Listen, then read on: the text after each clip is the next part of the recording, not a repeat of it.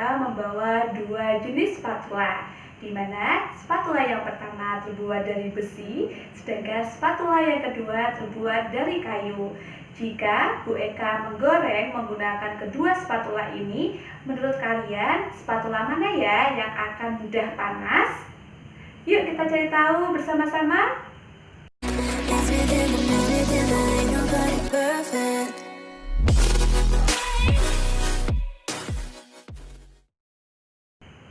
Halo anak-anak, Assalamualaikum warahmatullahi wabarakatuh. Selamat pagi dan salam sejahtera untuk kita semua. Berjumpa lagi belajar bersama Bu Eka. Nah, di video kali ini kita akan belajar tema 6, subtema 3, pembelajaran 1. Namun sebelumnya jangan lupa untuk tekan tombol like dan klik tombol subscribe agar kamu tidak ketinggalan oleh updatean video pembelajaran berikutnya. Anak-anak, Bu Eka membawa dua jenis spatula ya. Nah, kedua jenis spatula ini fungsinya sama, yaitu untuk menggoreng. Namun kedua bahannya berbeda.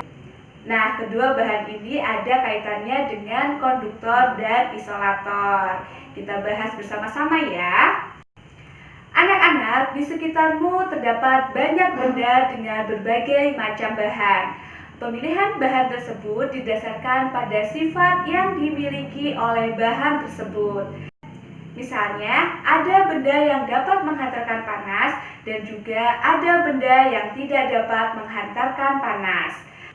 Ada benda yang memiliki kemampuan menghantarkan panas dengan baik dan sebaliknya ada benda yang tidak dapat menghantarkan panas.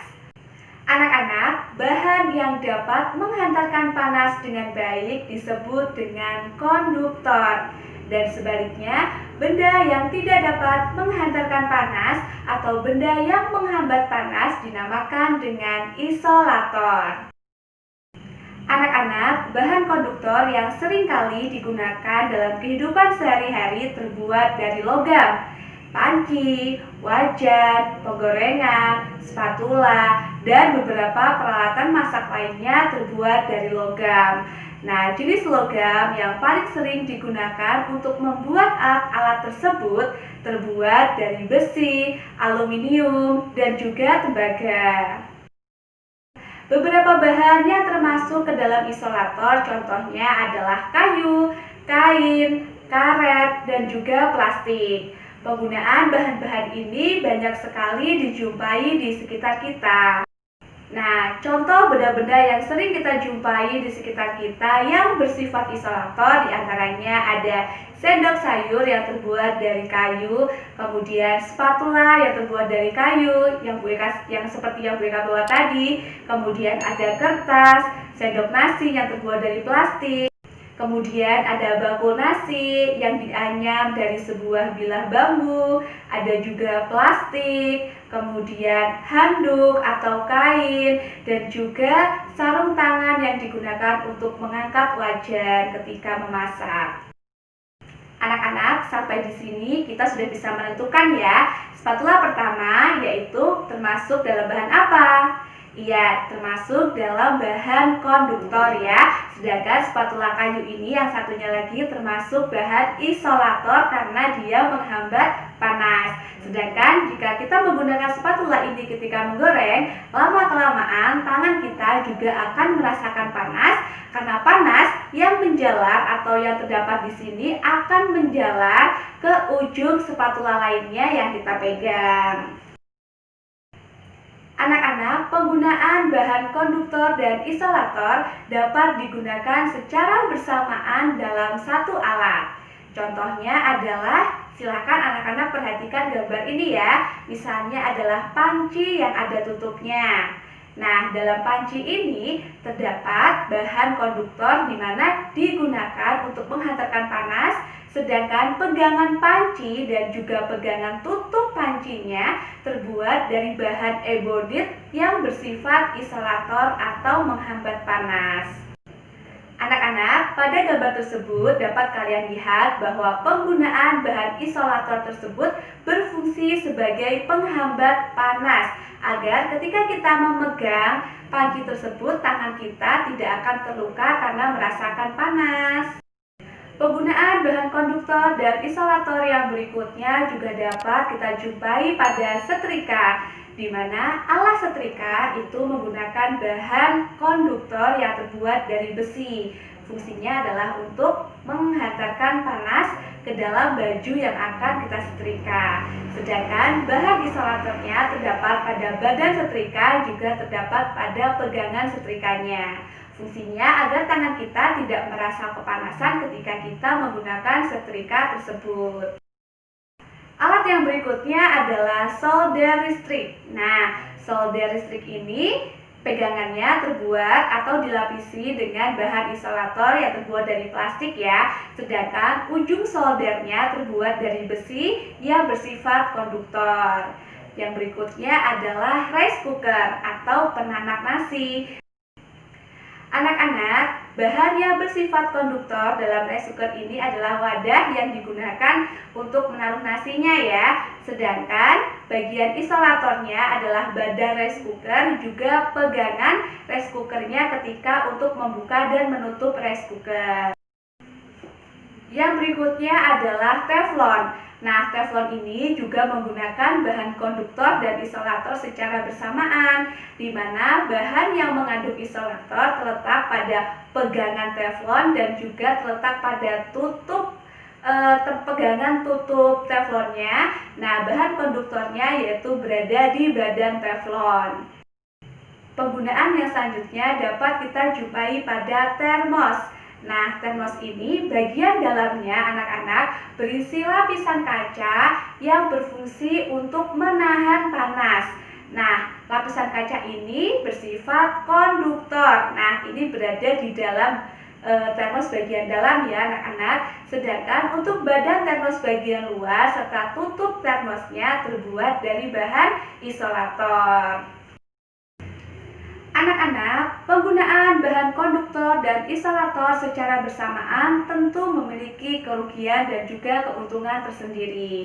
Namun, penggunaan konduktor dan isolator tersebut tetap dapat menguntungkan bagi manusia. Nah, contohnya seperti apa? Misalnya, melalui perpindahan panas secara konduksi ya. Nah, cara menghambat perpindahan kalornya agar tidak membahayakan bagi kita yaitu dengan menggunakan benda-benda yang bersifat isolator seperti karet, plastik, kain wol, dan juga ebonit. Nah, cara untuk mempercepat perpindahan kalornya yaitu dengan menggunakan benda-benda yang bersifat konduktor seperti aluminium dan juga besi. Kemudian, untuk perpindahan panas secara konveksi dan radiasi, untuk menghambat perpindahan kalornya dapat kita lakukan dengan menjauhi atau memadamkan sumber panas atau sumber kalornya. Sedangkan untuk cara mempercepat perpindahan kalornya digunakan dengan cara memperbesar sumber panasnya, seperti menambah jumlah kayu bakar agar api yang dihasilkan semakin besar. Anak-anak, dari penjelasan Bu Eka tadi tentu kita banyak menemukan kosakata baru ya. Nah, sekarang kita belajar caranya membuat kalimat. Nah, anak-anak, untuk membuat kalimat ini yang perlu kalian perhatikan yang pertama adalah setiap kalimat diawali oleh huruf kapital, ditulis menggunakan huruf besar untuk kata pertamanya yang bagian awal. Kemudian jangan lupa di akhir kalimat harus dibubuhi dengan tanda baca. Tanda bacanya ini bisa berupa titik ya. Nah, anak-anak, coba sekarang kita belajar membuat kalimat ya. Misalnya di sini kita akan membuat sebuah kalimat dari kata panas.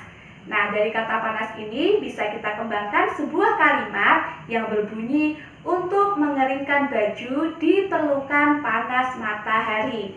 Coba anak-anak amati kalimat ini ya. Untuk kata pertamanya, huruf pertama di kata pertama menggunakan huruf U besar atau U kapital. Dan di akhir kalimat diakhiri dengan tanda baca titik.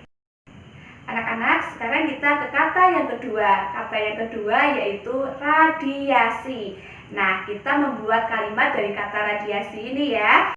Kalimatnya contohnya berbunyi, panas matahari sampai ke bumi secara radiasi. Perhatikan kata awal. Di awal kalimatnya P-nya menggunakan P besar, kemudian juga diakhiri dengan tanda titik. Nah, sekarang tugas anak-anak yaitu belajar membuat kalimat. Berlatih membuat kalimat ya. Nah, membuat kalimat dari kata-kata berikut ini.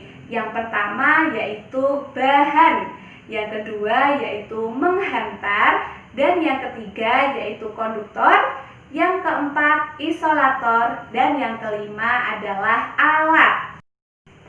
Nah, tugas tersebut bisa kalian simak pada buku paket halaman 138 sampai 139. Anak-anak, tugas pertama tadi yaitu membuat kalimat ya. Sekarang tugas keduanya adalah mengerjakan latihan soal. Jangan lupa soalnya ditulis ya. Latihan soalnya ini dia. Anak-anak, demikianlah tadi pembelajaran kita pada hari ini. Jangan lupa untuk dikerjakan tugas-tugasnya dan jangan lupa dikirimkan kepada guru kalian. Tetap semangat belajar di rumah dan tetap patuhi protokol kesehatan dimanapun anak-anak berada. Sampai jumpa di pertemuan berikutnya.